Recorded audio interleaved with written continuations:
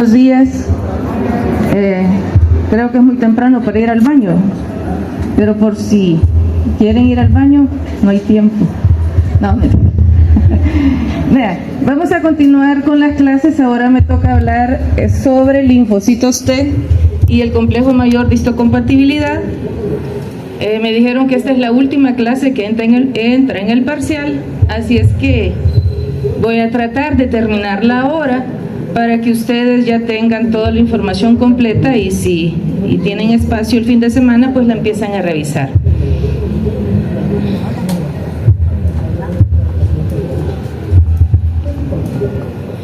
Los objetivos de la clase son los que están en su programa. Tiene que ver hablar sobre las características morfológicas y fisiológicas de los linfocitos, la clasificación en las diferentes poblaciones, reconocer las principales moléculas de superficie, las principales funciones y la importancia y naturaleza y todo lo que refiere distribución y función de los antígenos de histocompatibilidad. Hablemos un poquito de generalidades del linfocito. A ver, ustedes en anatomía estudiaron el linfocito. ¿Qué características le están viendo?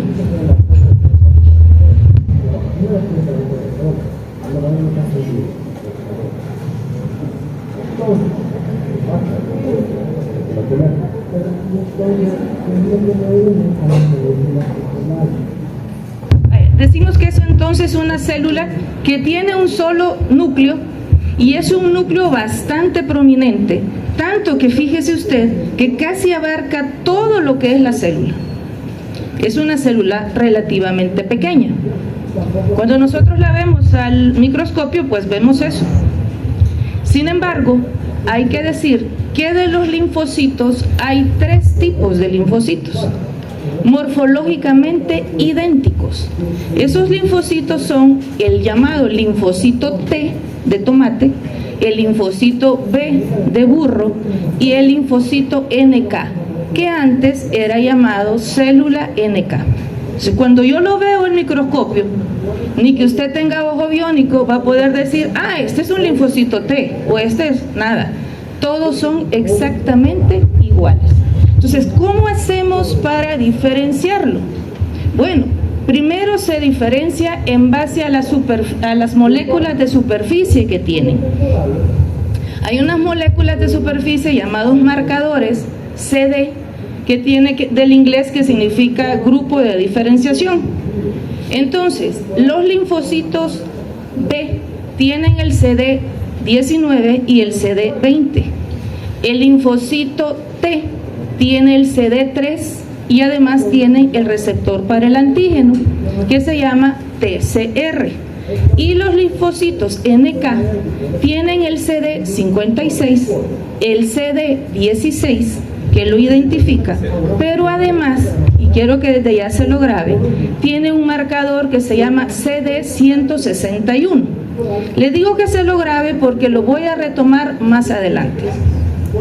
Entonces, en base a moléculas de superficie podemos diferenciar a esos linfocitos. También se puede diferenciar en base a las moléculas que sintetizan. A ver, los linfocitos, ya empezaron a leer la discusión de la otra semana. Bien, los linfocitos B, ¿qué moléculas sintetizan una vez que se ha diferenciado en célula plasmática? ¿Qué molécula? Anticuerpos, los B de burro. Los linfocitos T, ¿qué moléculas producen cuando ya están activados? ¿Qué moléculas producían? Los señales, los mediadores, las citocinas. ¿No se recuerdan que hablábamos que los linfocitos T jugaban un papel importantísimo en la producción de citocinas cuando estaba la respuesta inmunitaria adaptativa? Pues bien, solo es de recordar. Y por último, los linfocitos NK tienen gránulos que contienen sustancias tóxicas, como por ejemplo, son enzimas, como por ejemplo las grancinas y perforinas. La otra forma de identificarlos, a esos linfocitos, es en base a la actividad biológica. ¿En qué respuesta inmunitaria adaptativa participan los anticuerpos? ¿Cómo se llama? Respuesta inmune humoral. ¿Y en qué respuesta adaptativa participan los linfocitos T? En la respuesta inmune celular. ¿Y en qué respuesta inmunitaria participan los linfocitos NK o células NK? En la inmunidad innata, destruyendo, decíamos, principalmente células que están infectadas con virus.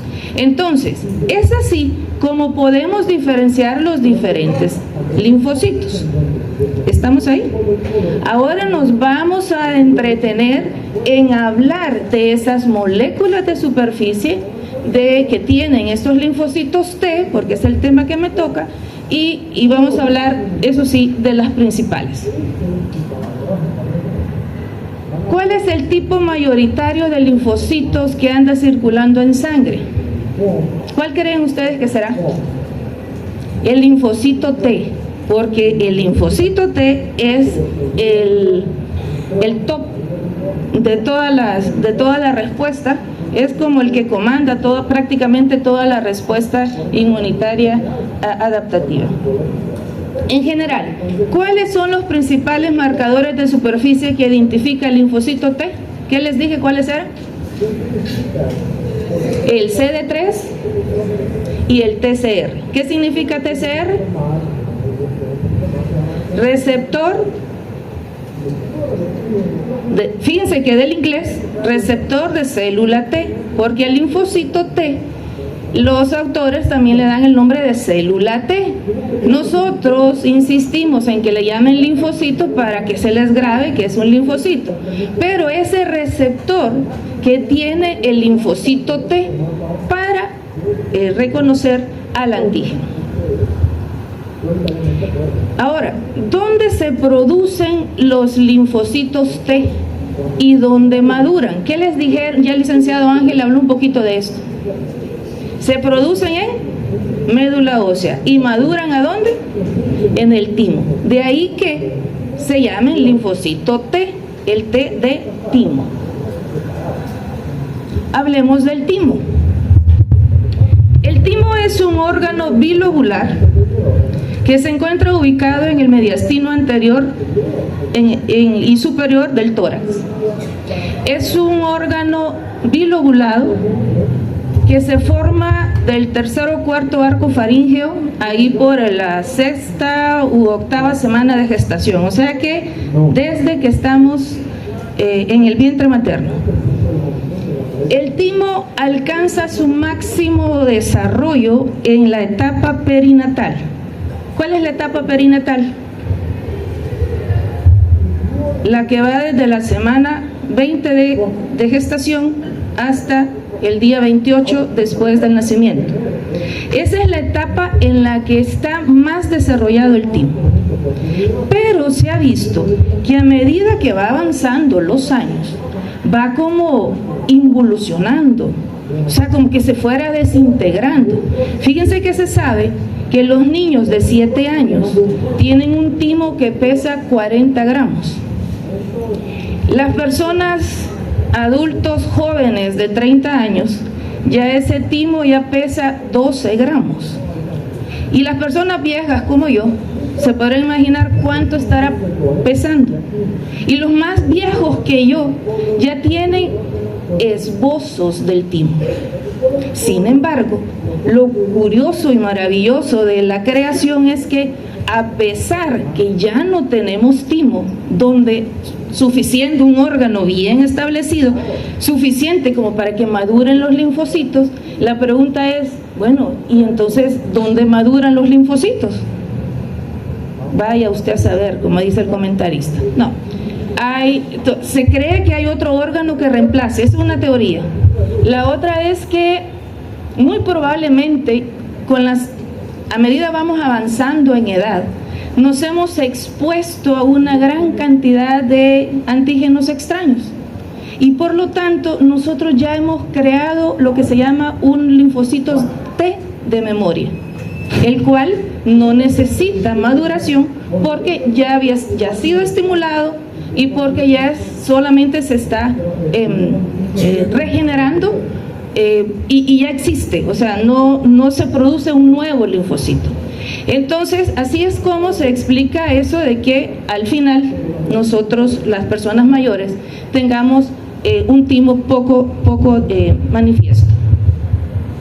Bien, les decía que era un órgano capsulado y tiene una cápsula de un tejido fibroelástico que se introduce en el interior, valga la redundancia, de ese lóbulo, y va formando los lobulillos, esas metiditas que tiene.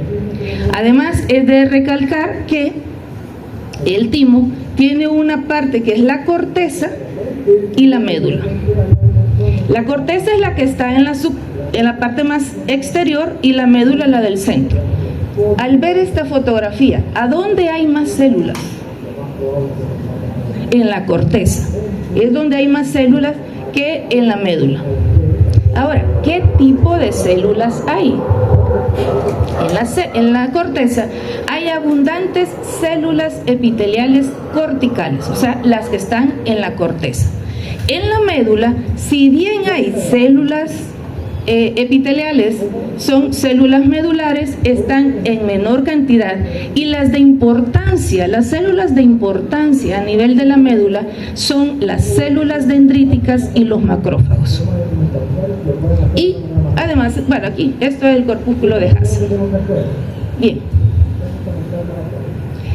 Las células epiteliales, solo esta fotografía, bueno, voy a decir algunos detalles. Primero, esto es la cápsula.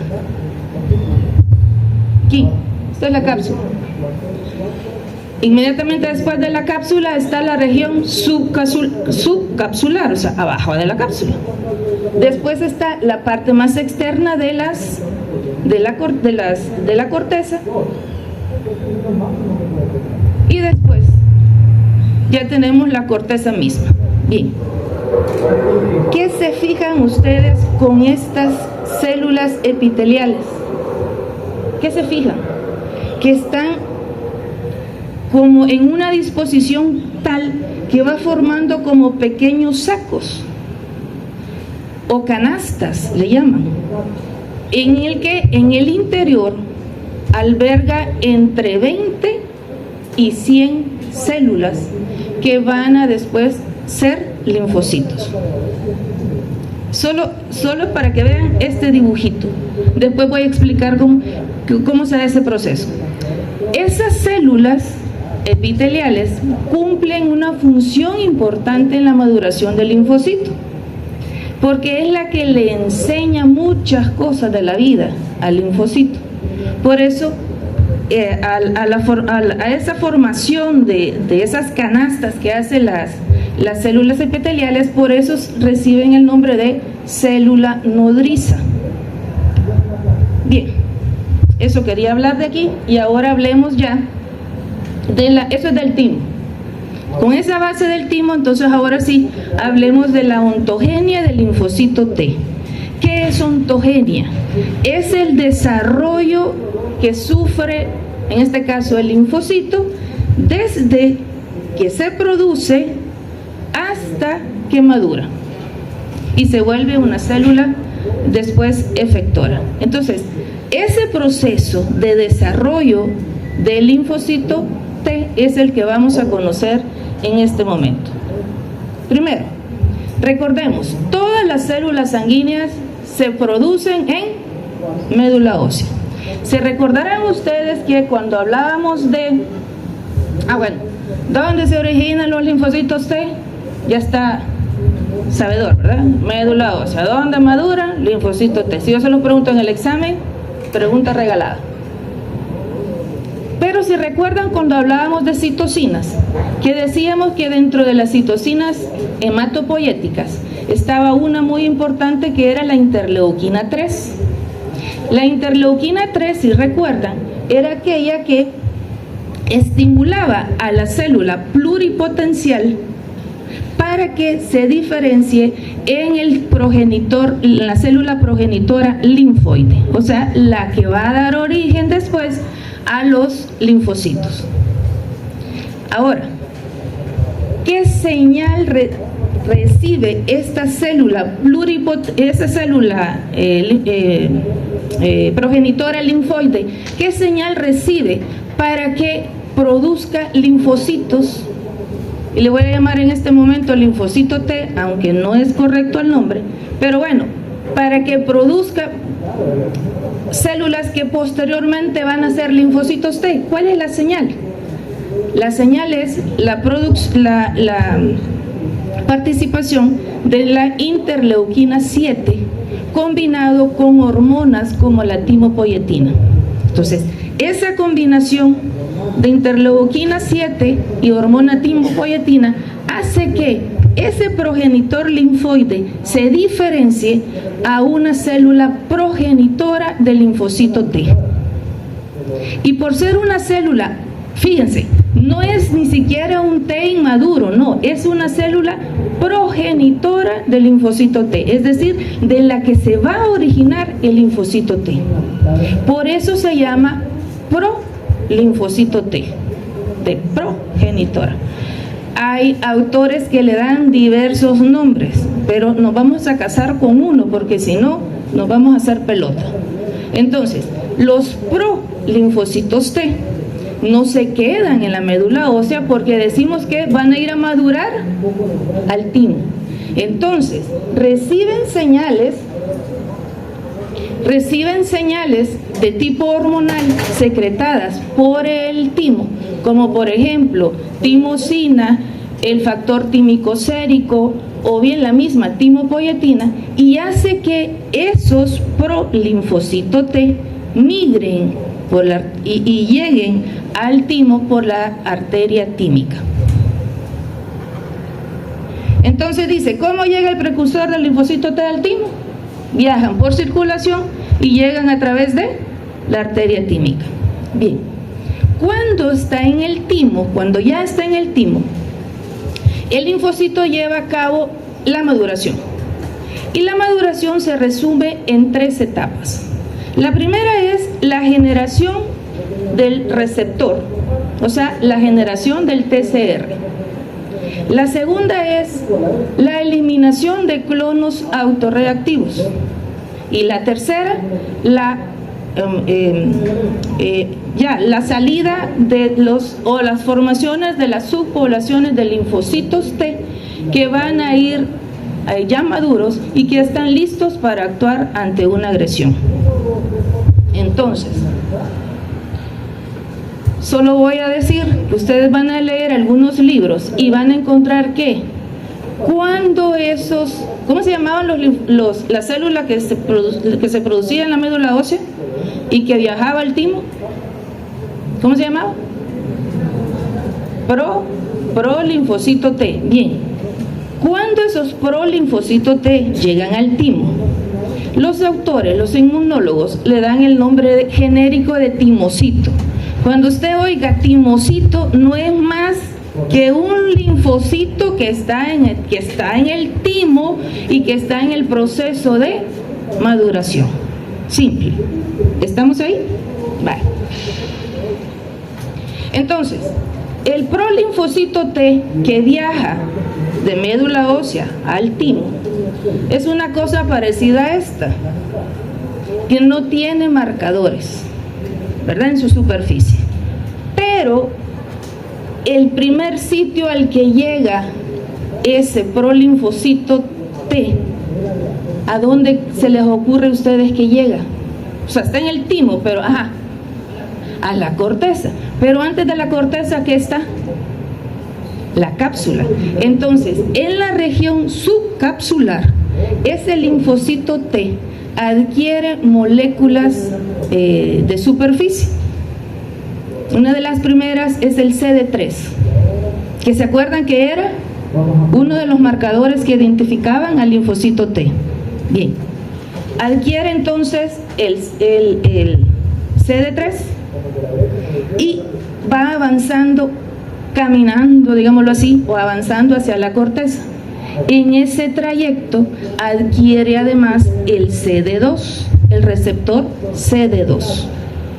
Entonces se dice que es un timocito que tiene CD3 positivo, CD2 positivo. Bien. Bueno, esta es una fotografía para que vean los lobulillos que forma por la membrana de la cápsula que se va metiendo y bueno, y ahí están las células. Va. A medida va avanzando, entonces, a nivel de la corteza, al linfocito, en el interior del linfocito hay rearreglos de los genes y empieza a producirse el receptor del TCR. El receptor para TCR no aparece de la nada, sino que está formado por dos cadenas y entonces ese receptor primero se forma una cadena y cuando a eso le vamos a llamar prereceptor o pre-TCR. En este momento entonces decíamos que ya tiene el CD2, ya tiene el CD3, ya tiene un prereceptor o pre-TCR y ya además es importante recordar que en este momento que ya hay a ese timocito le llaman prelinfocito T, en este momento ese linfocito no tiene las moléculas marcadoras CD4 ni tampoco tiene la marcadora CD8. Por eso se dice que son doble negativas. Bien, siguen avanzando y en ese caminar entonces adquiere la cadena que le hace falta al TCR, o sea, ya lo tiene formado completamente el TCR y ya además tiene el marcador CD4 y el CD8. Y entonces, ¿cómo se llamarán estos linfocitos? Si estos son doble negativos, estos serán doble positivo. Cuando usted oiga el término un linfocito doble positivo, se refiere nada más a un linfocito inmaduro, pero que ya tiene el receptor completo TCR y ya tiene los marcadores CD4 y CD8. ¿Estamos claros ahí? Va. Sigamos avanzando. Y entonces viene la eliminación de los clonos autorreactivos, el siguiente paso. ¿En qué consiste esto?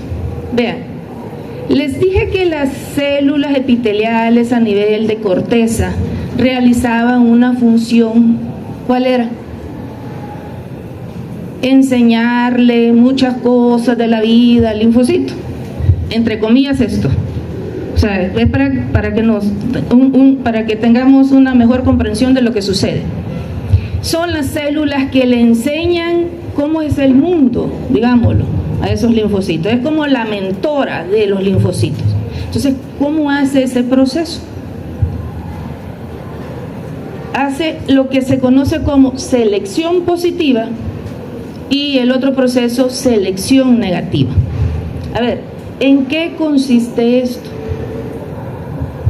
Consiste en que esas células epiteliales le expresan a los linfocitos T inmaduro, le expresan péptidos antigénicos propios y se lo expresan unidos a moléculas del complejo mayor de histocompatibilidad, clase 1 y clase 2. Entonces, ¿qué pasa con esto?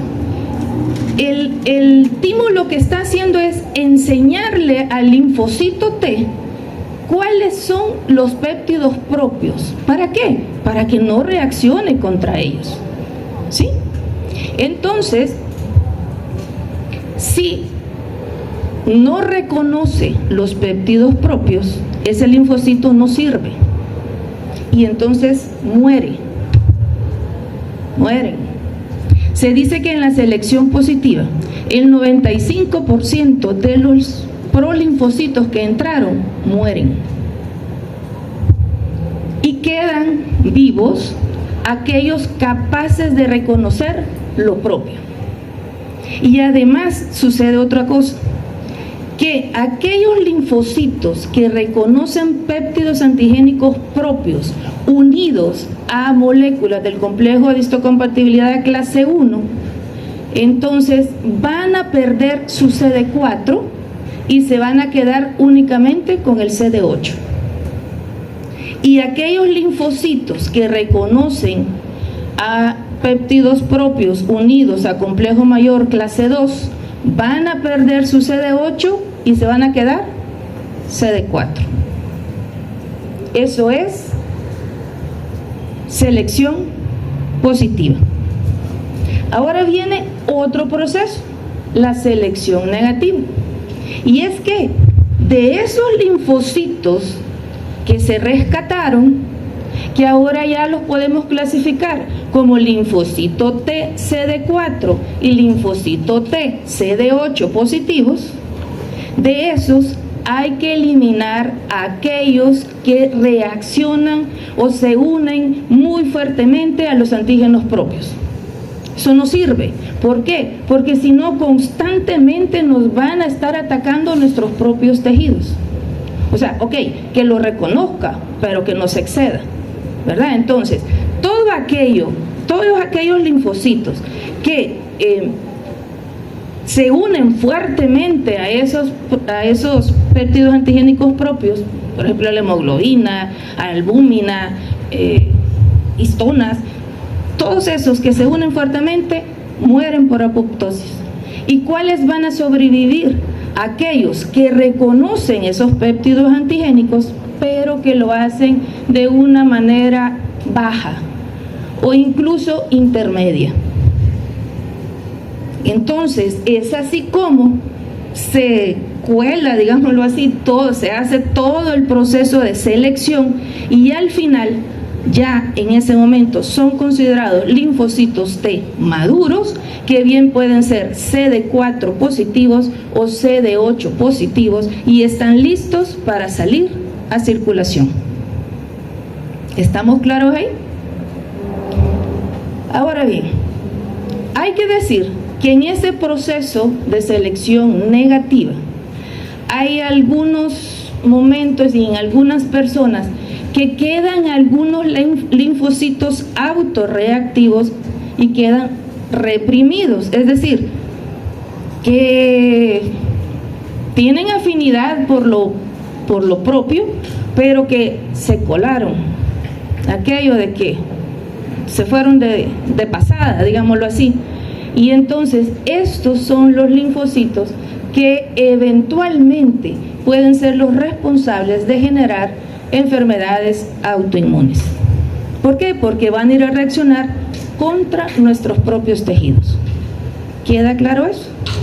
Bueno, lo otro que voy a decir es que durante todo ese proceso de al final de todo el proceso de maduración se dice que a circulación sanguínea salen como un aproximado de 600 millones de linfocitos T. Y usted me dirá, pero licenciada, y entonces si me dice que en la selección positiva se eliminaron el 95% y solo quedó el 5%, le voy a dar otro dato: en la selección negativa solo sobrevive el 1%, y le estoy diciendo que salen 600 millones de linfocitos T al día. ¿Cuántos linfocitos produce la médula ósea para que lleguen al timo? No funciona así.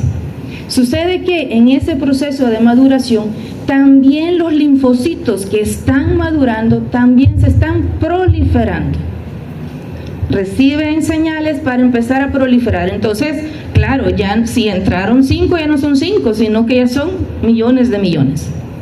Pero bien, lo que me importa ahora es que recuerden, una vez el linfocito T es maduro, ¿cuál es el marcador de superficie que lo identifica?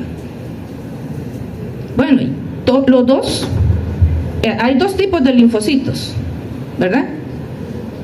Entonces, los dos tienen el TCR, los dos tienen CD3, los dos tienen CD2.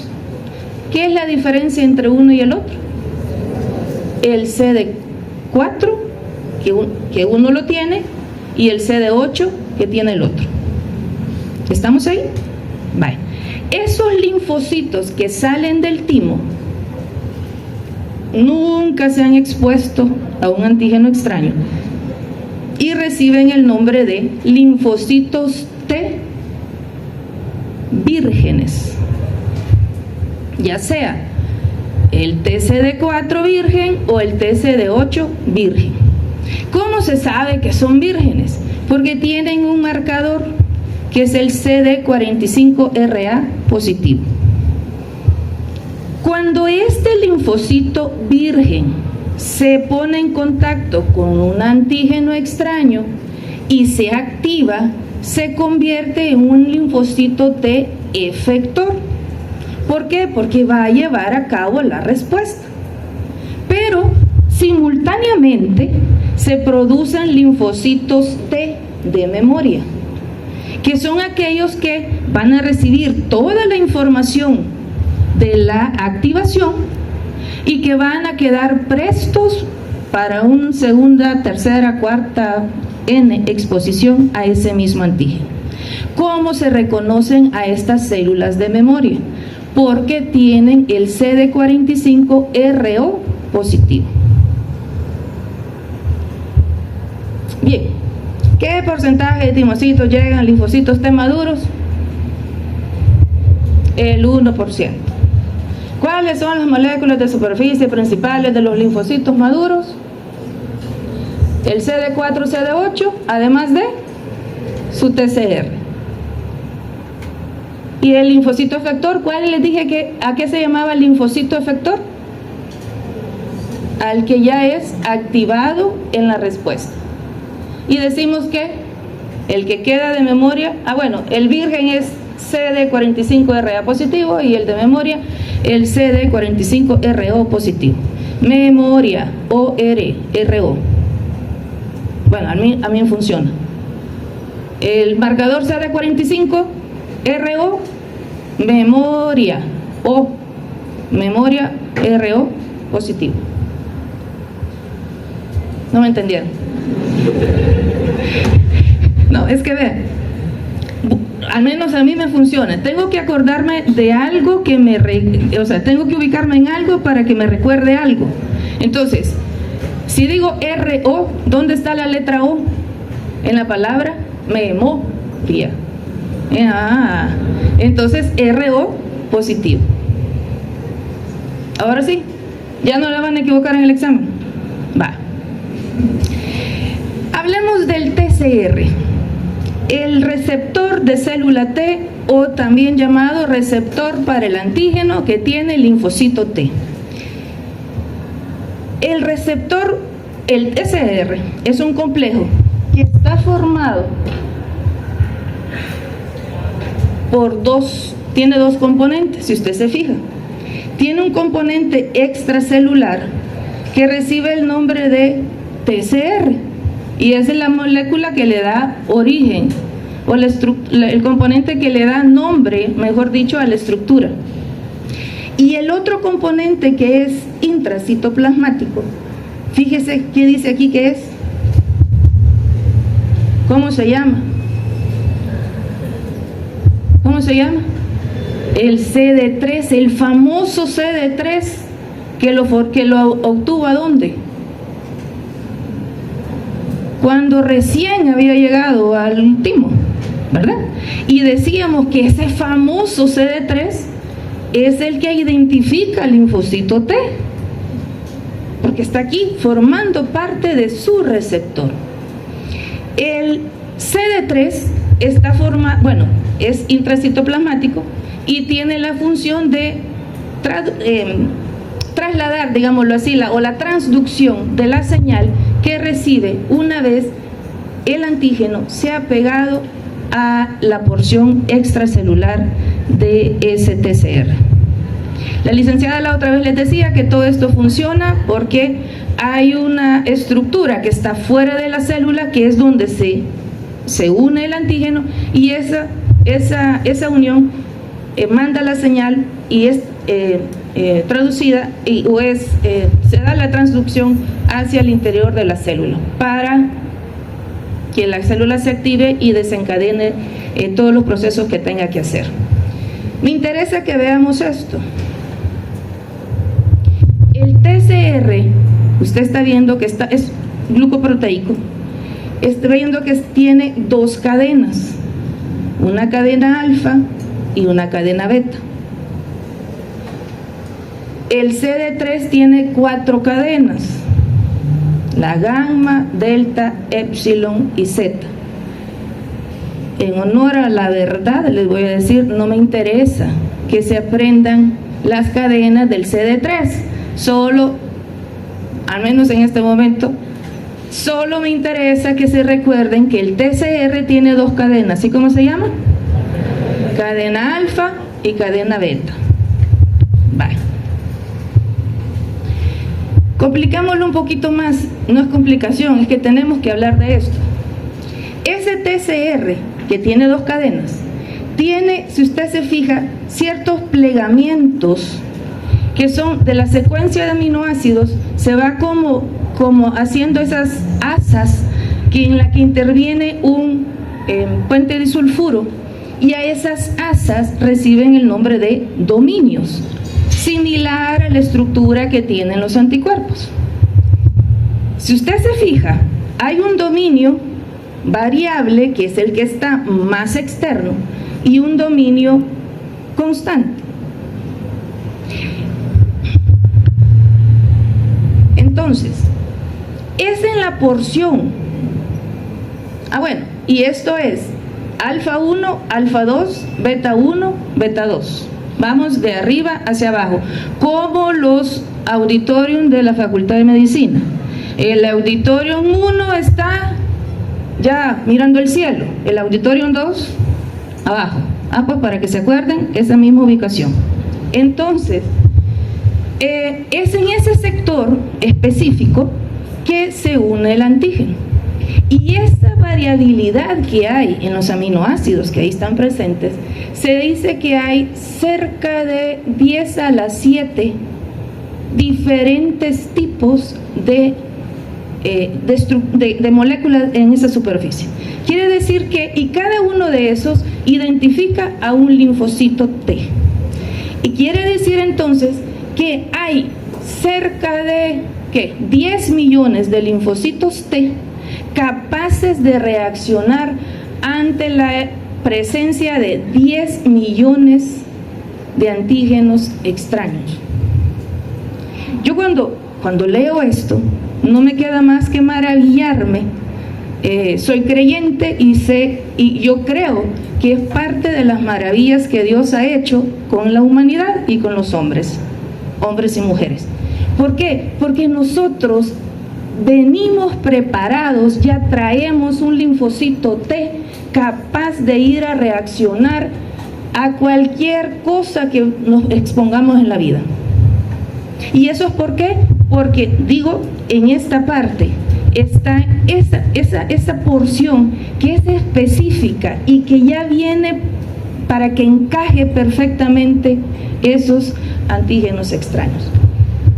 La cadena CD3 es una cadena variante, es constante, y por lo tanto, como digo, solo tiene la función de mandar la señal del exterior hacia el interior de la célula. Quiero decir algo, y no lo puedo dejar de decir, y es que hemos hablado de ese TCR que tiene cadena alfa y que tiene cadena beta, pero hay otro TCR que tiene cadena gamma y cadena delta. Entonces, todo el proceso de maduración, honestamente se lo voy a decir, todo el proceso de maduración que les he hablado corresponde a linfocitos T que tiene el TCR alfa beta, que corresponde al 85% de los linfocitos T. El resto, el 15%, son linfocitos T, pero gamma delta, que sufren un proceso de maduración un tanto diferente al alfa beta, pero que consultando con el coordinador, acordamos que no lo íbamos a tocar porque lo primordial es que al menos conozca lo que es más frecuente, que es alfa beta. ¿Queda claro ahí? Vale. Bien, entonces, ya estamos en linfocitos T y decimos que los linfocitos T se clasifican en subpoblaciones y eso es, primero, se hace en base al tipo de TCR que tiene. Si es en base al tipo de TCR que tiene, ¿cómo pueden ser los linfocitos T? ¿Cómo pueden ser? Alfa, beta o bien gamma, delta. La otra clasificación es en base al CD principal. ¿Cuáles son los marcadores CD principales? El CD4 y el CD8. Y la otra forma de ubicar a las subpoblaciones de linfocitos es en base al papel que juega ese linfocito en la respuesta inmune. Y entonces, tomando en cuenta todo eso, les regalo este esquema. Vale, pero se lo regalo, pero entendámoslo. ¿Sí? Vale. Está un linfocito T que no sabemos, en sangre circulando, y no sabemos qué es, ¿verdad? ¿Qué tipo de linfocito T es? Sí sabemos que es linfocito T. ¿Por qué sabemos que es linfocito T? Porque tiene, ¿no? ¿Qué tiene para ser linfocito T? ¿Cuáles son el CD3 y el TCR? Yo sé que esto es linfocito T porque tiene CD3 y TCR. ¿Sí? Vale. Decimos que en base al TCR pueden ser alfa, beta o gamma, delta. ¿Estamos ahí? Vale. Los linfocitos alfa, beta en base al marcador CD4 y CD8 pueden ser CD4 positivos, CD8 positivos. Los linfocitos T gamma delta no tienen ni CD4 ni CD8. Son CD4 negativos, CD8 negativos. ¿Estamos ahí? Vale, sigamos leyendo. Los linfocitos T CD4 positivo pueden ser que participen modulando la respuesta inmune,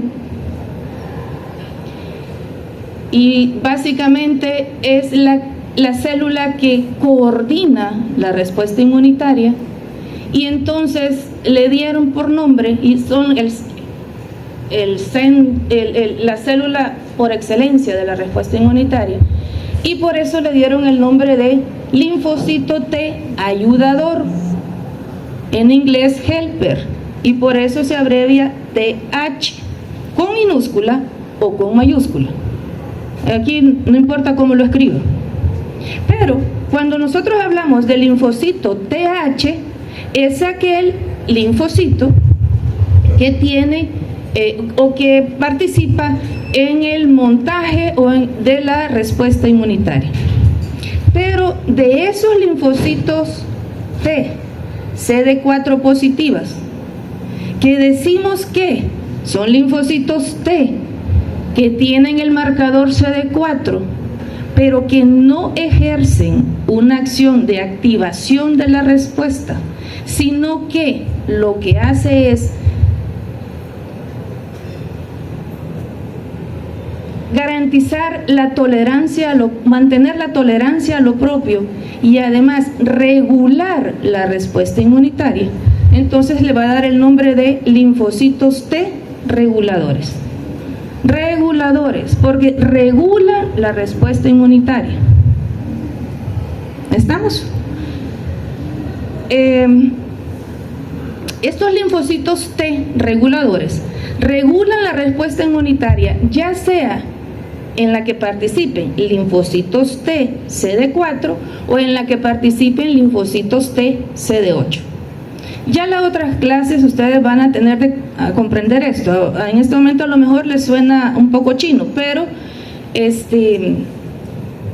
más adelante lo va a ir comprendiendo tal vez mejor. Pero bueno, los linfocitos T reguladores, decíamos que participaban en mantener la tolerancia inmunitaria.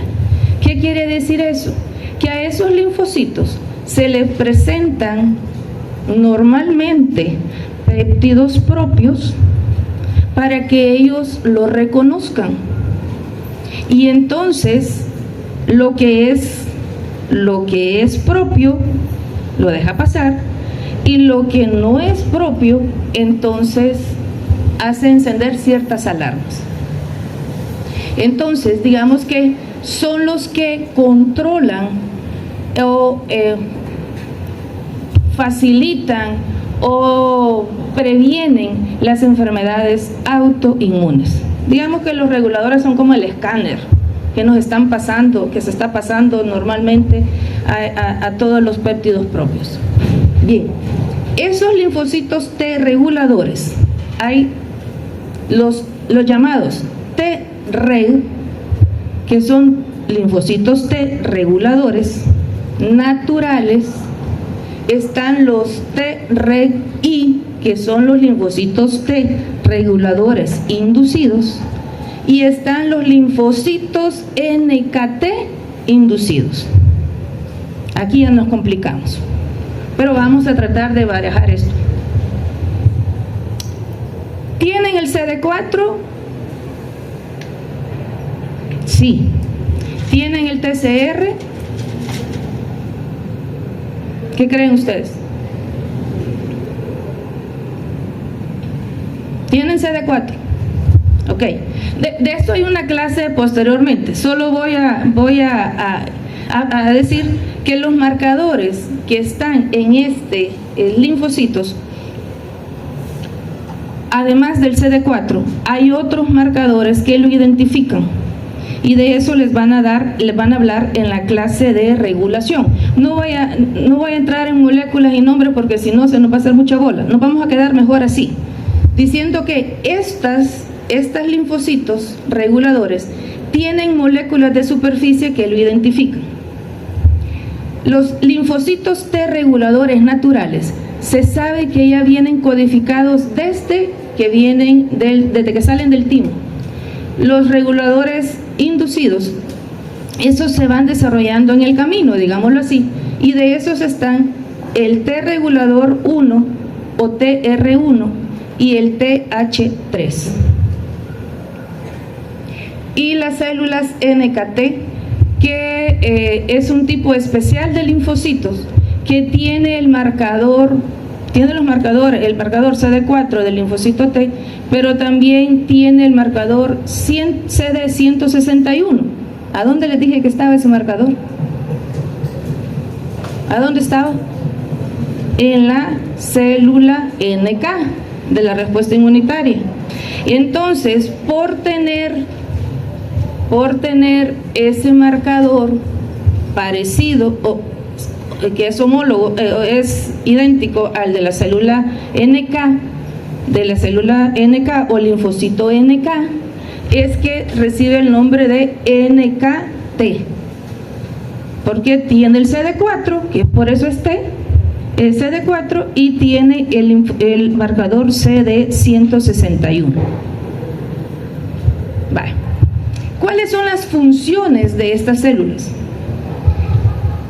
Primero decir que del linfocito TH hay 3 tipos de linfocitos TH colaboradores: el TH1, TH2 y el TH17.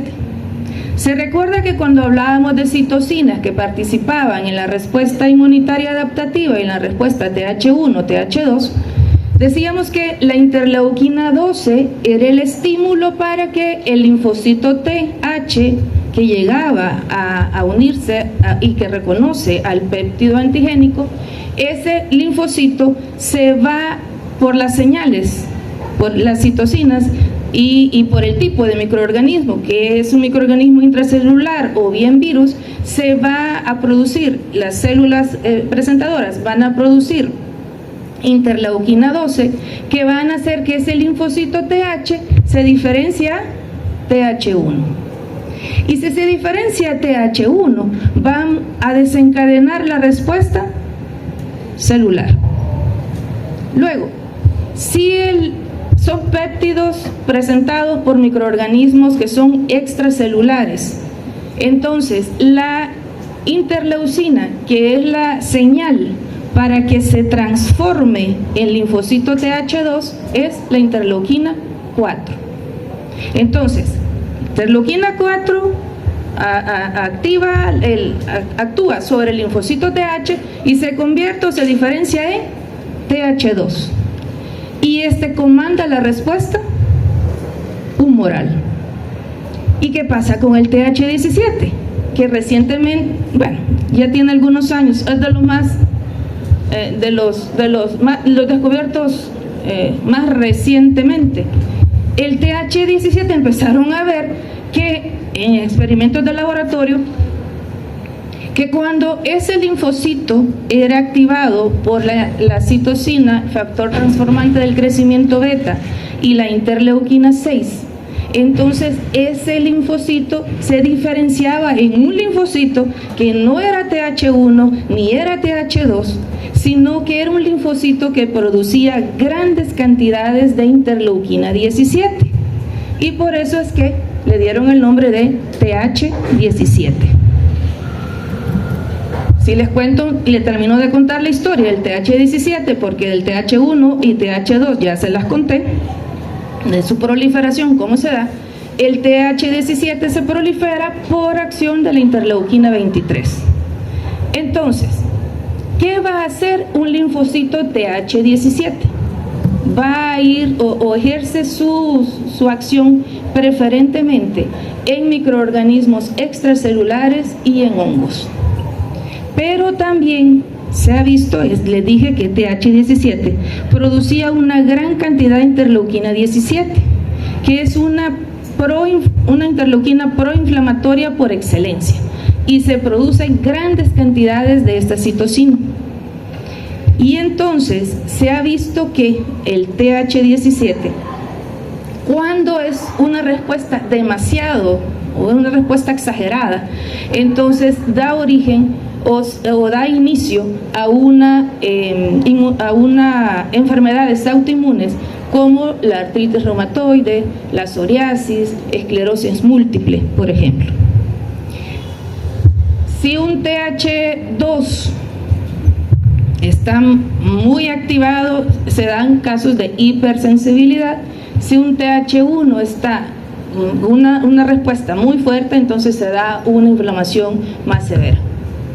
Bien, entonces, eso es con los TH colaboradores, que entonces vamos a decir que hay tres tipos: TH1, TH2, TH17. Voy a decir además que si se activa y se diferencia en TH1, no va a haber respuesta de TH2 y TH17, ¿verdad? Y así en cada uno, son independientes. En la clase de presentación de antígeno les van a hablar de esto. Yo solo estoy en este momento dejándoles la píldora para que la terminen de tomar en la clase que sigue. En los linfocitos T reguladores solamente voy a decir que los TH3, bueno, que todos estos andan circulando en sangre y también se encuentran en los órganos linfoides periféricos secundarios, y que el TH3 está sobre todo en las placas de Peyer y en los ganglios mesentéricos, y por lo tanto se considera que son los responsables de la tolerancia oral, o sea, la tolerancia hacia los antígenos que nosotros ingerimos. Y luego los TR1, que se ubican por sobre todo y en más cantidad en el sitio donde está la inflamación. Los NKT, que ejercen su acción reguladora, en tanto que produce una gran cantidad de citocinas reguladoras, que son la interleuquina 10 y el factor transformante beta, transformante del crecimiento beta. De esto también hay una clase, solo les dejo planteado la situación. Si nos vamos al linfocito alfa beta CD8 positivo, vamos a decir que aquellos que además del marcador CD8 tienen el marcador CD28 positivo, entonces se va a llamar linfocito T citotóxico o linfocito T citolítico. Y aquellos que únicamente tienen el marcador CD8, es decir, CD28 negativos, hasta hace un tiempo se le llamaba linfocito T supresor o TS. Ese nombre hoy en día está quedando obsoleto y ahora se prefiere llamar linfocito T regulador CD8. ¿Para qué? Para diferenciarlo de los otros, CD4, que son los que predominan. ¿Estamos ahí? Entonces, el linfocito T citotóxico es el encargado de destrucción de microorganismos intracelulares y o bien células infectadas por virus, ya sea por un mecanismo de liberación de grancinas o perforinas o bien por apoptosis, que es una señal para que la célula muera, que es por el contacto célula con célula. Al final, entonces, ¿cuál es la función de los linfocitos T citotóxicos? La eliminación de microorganismos intracelulares y de virus. Y en la clase correspondiente les van a decir cómo es todo este proceso. Los linfocitos T reguladores CD8 positivo juegan un papel importante en la regulación de la respuesta inmunitaria, sobre todo cuando está el CD8 metido. Así le llamo yo. O sea, cuando el que lleva la batuta de las respuestas es el linfocito T CD8. Si se acuerdan, los otros decíamos que era tanto respuesta con CD4 como con CD8. Pero los reguladores CD8 solamente confinados al CD8. También participan en la resolución de los procesos de inflamación. Pero un dato importante es que protege contra reacciones excesivas ante la respuesta, ante el ataque o querer destruir el antígeno extraño, y también nos protege contra células del cáncer. ¿Por qué? Porque el linfocito T CD8, ¿cómo se llamaría esa función inmunológica? Vigilancia inmunológica. Esa vigilancia inmunológica, que no es más que estar pendientes de que no hayan células cancerosas, esa es una función que llevan a cabo los linfocitos T CD8 reguladores. ¿Esto cómo lo hacen? Se lo va a explicar el licenciado Merino en la clase de tolerancia, pero solo les dejo, como les digo, la cápsula, se la terminan de tomar en la otra clase. Y por último, entonces me dirá, ¿y los gamma delta? ¿Qué onda, licenciada? O sea, si no tienen CD4, no tienen CD8, ¿y entonces qué? ¿Qué hay ahí? Los linfocitos gamma delta se ha visto que son capaces de reconocer antígenos sin necesidad de que sean presentados por moléculas del complejo mayor de histocompatibilidad. Entonces, se dice que esos linfocitos T gamma delta juegan un papel importante en la respuesta innata. ¿Por qué? Porque no necesita que haya presentación de antígeno. Otro detalle es que esos linfocitos T gamma delta también llevan a cabo la función de vigilancia inmunológica. Están pendientes, pasándole el escáner a las células de tal manera de detectar si hay alguna que sufra alguna mutación. Lo que le llaman células estresadas, aquellas que han estado en contacto con radiaciones, con hipoxia, con fiebres, con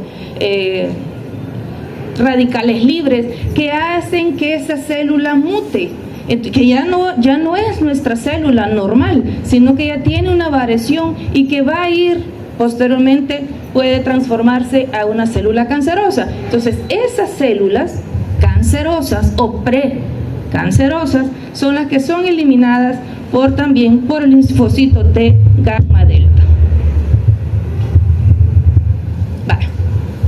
Terminamos los linfocitos, aleluya. ¿Hay alguna duda de eso? ¿No? Vale, estudien el flujograma y creo que les va a ayudar. Y con las clases que siguen van a terminar de comprender esto.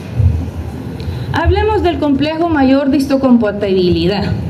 Tanto que clase 1, que clase 2. ¿Desde cuándo venimos oyendo complejo mayor de histocompatibilidad en esta clase? ¿Desde cuándo? ¿En qué momento empecé a hablar? ¿O ustedes oyeron complejo mayor de histocompatibilidad clase 1 y clase 2? ¿A dónde? ¿En qué paso? En la selección positiva, exactamente, que decíamos que le presentaba péptidos antigénicos con el complejo mayor clase 1, clase 2. Desde ahí empezamos a hablar. Ok, ¿qué es esto de complejo mayor de histocompatibilidad? Les voy a contar un poquito la historia. Ahí por 1950, en la década de 1950, los investigadores empezaron a ver que en personas que estaban, que le habían puesto varias transfusiones de sangre, había la presencia de ciertos antígenos en la superficie del linfocito. Y entonces dijeron, bueno, estas moléculas de superficie le vamos a dar el nombre de antígenos de leucocitos humanos, porque creyeron que estaba únicamente en los leucocitos. Y entonces se abreviaba HLA, del inglés. Usted lo lee al revés, ¿verdad? Antígeno de leucocitos humanos. Esto mereció un premio Nobel.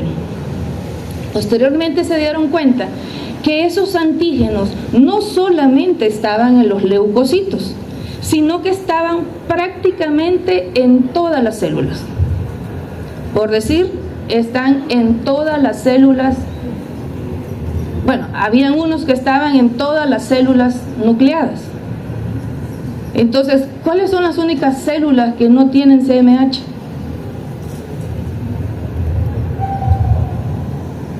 Que no son células, pero y glóbulos rojos. Entonces, como encontraron que esos antígenos estaban en casi todas las células y que eran responsables del rechazo de trasplantes, entonces le llamaron complejo mayor de histocompatibilidad, que se abrevia CMH en español o HMC en inglés. ¿Estamos ahí? Vale. ¿Qué naturaleza química tienen? Son glucoproteínas. ¿Cuál es la principal función que tienen las moléculas del complejo mayor de histocompatibilidad? Unirse a péptidos antigénicos para ser presentados al linfocito T y que sea así que el T reconozca si son propias o si son esos péptidos provienen de microorganismos, agentes extraños y por el que debe de montar una respuesta. También es así como se presentan, les decía, las células tumorales, ¿verdad? Los antígenos de células tumorales son presentados unidos a moléculas del complejo mayor de histocompatibilidad y entonces el linfocito empieza a ver si son iguales, que no son iguales y que por lo tanto hay que destruirlas. Pues bien, ¿dónde están ubicados los genes que codifican para este complejo mayor, para estas proteínas? Están ubicados en el cromosoma 6, en el brazo corto del cromosoma 6. Hablemos de estructura. Y tengo que hablar de estructura porque lo van a retomar en la otra clase. Decíamos que del complejo mayor de histocompatibilidad clase 1 es una estructura que está formada por una cadena alfa que tiene un dominio, que tiene una porción extracelular y otra intracelular que hace las funciones que ya conocemos, y que esas cadenas tienen un parecido con las inmunoglobulinas porque forma estas asas y que eso se le llama dominios. Si usted se fija, tiene el dominio, la cadena es alfa y por lo tanto tiene el dominio alfa 1, alfa 2, alfa 3. ¿Cuáles son los dominios más expuestos? El 1 y el 2. Y si usted se fija, en medio de esas dos hay una hendidura, hay como un hueco. Eso se le llama hendidura peptídica, porque es allí donde se ubica el péptido antigénico. Pero esta hendidura es muy pequeña, o sea, no es muy amplia, digamos, esa abertura. Por lo tanto, ahí se van a unir péptidos pequeños, de más o menos 8 a 10 aminoácidos. Acompañando a esa cadena alfa, esta otra es una proteína que es la beta 2 microglobulina, que está unido por un enlace no covalente.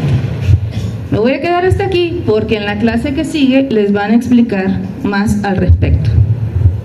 Bueno, ¿dónde están ubicadas o qué células tienen este complejo mayor clase 1? Lo tienen todas las células nucleadas. Todas tienen complejo mayor clase 1. El complejo mayor clase 2 está formado por dos cadenas, siempre con la misma estructura de formar dominios, pero es una cadena alfa y una cadena beta. Y de esta está alfa 1, alfa 2, beta 1, beta 2, igual, auditorium de medicina 1, esto arriba. Entonces, la porción entre el dominio alfa 1 y beta 1 se encuentra ese espacio, esa hendidura peptídica en el que se van a ubicar los péptidos antigénicos. Eso sí, van a ser péptidos un poco más grandes, porque usted se fija que da como para extenderse. Péptidos que van entre 13 a 17 aminoácidos. Estas moléculas del complejo mayor clase 2 se encuentran en células especializadas como célula presentadora de antígeno. Es decir, van a estar en las células dendríticas, en los macrófagos, incluso en los linfocitos B. Entonces, esas tres células, vamos a decir que tienen solamente complejo mayor clase 2. ¿Creen ustedes que solo tiene complejo mayor clase 2? ¿Tiene o no tiene núcleo? Tiene núcleo. Quiere decir que esas células especializadas en ser presentadoras de antígeno tienen de las dos moléculas, complejo mayor clase 1 y complejo mayor clase 2. ¿Estamos claros ahí? Me pidieron que hablara un poquito de esto y vamos a decir que decíamos que está en el cromosoma 6, en el brazo corto, hay una región en donde se ubican los genes que van a codificar para las proteínas de este complejo mayor. Y hay dos identificadas. En esa región hay dos regiones importantes en donde van a estar ubicados los genes para el clase 2 y donde van a estar ubicados los genes para la clase 1. En medio usted se fija que hay un espacio. Ese espacio le han dado el nombre de zona para el complejo mayor de histocompatibilidad clase 3, pero que no juega un importante en la respuesta, en la presentación de antígeno, porque son esa región tiene genes que codifican para fracciones del complemento y para algunas citocinas. Entonces las que nos interesan son las que van a codificar para el complejo mayor clase 2 y las que van a codificar para el complejo mayor clase 1. Y dice, son poligénicas, varios. ¿Por qué? Porque dentro de esta región hay varios genes que dan origen a las variantes. Es decir, que de la clase 2 tenemos variantes que se llaman CMH clase 2 de P, de Q y de R. Y en la clase 1, HLA o CMH1, A, B, C. Estos son los principales, pero hay más. Yo solo voy a dejar lo principal. Ok, entonces, el hecho de que les digo que hay variantes, ¿verdad? Tan variables somos que, por ejemplo, los del HLA o SMH1, A, B, C, hay 1000 A, genes de tipo A diferentes. Hay 1000 de C, hay 1000 de B. Y de la clase 2 hay un poco más de 100 de R y menos de 100 en DQ y DP. Y todo esto se da porque en esos genes se dan alelos y entonces hay cambios en la posición de los nucleótidos, y eso es lo que hace la variabilidad de esa molécula. Por eso ustedes, cuando han oído de trasplantes de órgano, ustedes han oído de que debe de ser que hacen un estudio de histocompatibilidad. ¿Por qué? Porque andan buscando entre todos los posibles donantes una persona que tenga la secuencia o los genes más parecidos a los de la clase 1 y clase 2 entre donante y receptor. Y eso es son combinaciones, que hablamos de millones de combinaciones.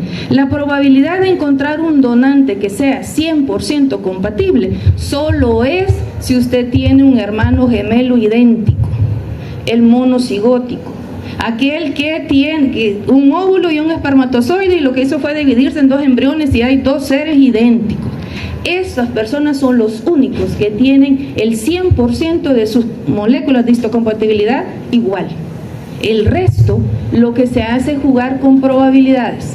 Y se dice que una persona es donante. Bueno, ya me metí a donante, pero después voy a explicar algo. Se dice que una persona puede ser donante de un órgano a otra, si tiene una compatibilidad del 80%. Ahí hay probabilidades de éxito con el trasplante. Las personas siguen tomando inmunosupresores y todo lo demás, pero abajo del 80%, la probabilidad de que ese órgano sea aceptado es bien baja, y más probable es que haya rechazo. Por cierto, un comercial, se murió Daniel Bisoño, ¿ya se dieron cuenta? Bueno, es un chiste, un chacarrillo, solo para que se despierten un poco. ¿Qué quiero dejar por último diciendo lo siguiente? Que el hecho que haya diversidad de genes dentro de ese complejo mayor de histocompatibilidad, y que dentro de esa diversidad de genes hayan alelos, múltiples alelos, eso no quiere decir que no sirva o que no esté preparada para presentar el antígeno o para unirse que el péptido antigénico se una y que presente al antígeno. A ver, rellenemos esto. A ver, célula que posee complejo mayor clase 1, todas las células nucleares. ¿Y clase 2? Dendríticas, macrófagos, linfocitos B, los que tienen presentación de antígeno. Cadenas polipeptídicas de la clase 1, alfa, y la beta 2 microglobulina, y la clase 2, alfa, beta. Localización de péptidos a presentar. ¿A dónde están en la clase 1? Entre los dominios alfa 1, alfa 2, y en la clase 2, dominios alfa 1, beta 1. Muy bien. El tamaño de péptido que presenta en la clase 1, péptidos pequeños de 8 a 10 aminoácidos, y los otros de 13 a 17. Y la célula a la que se lo presenta. A ver, y esto ya es para la otra clase, pero se los adelanto. Los péptidos unidos a complejo mayor clase 1 se lo presenta al linfocito T CD8, y los péptidos unidos a complejo mayor clase 2 se lo presenta al linfocito T CD4. Hasta ahí, y en la próxima clase van a profundizar. La clase fue tomada de estos libros. Les agradezco la atención y nos vemos otro día.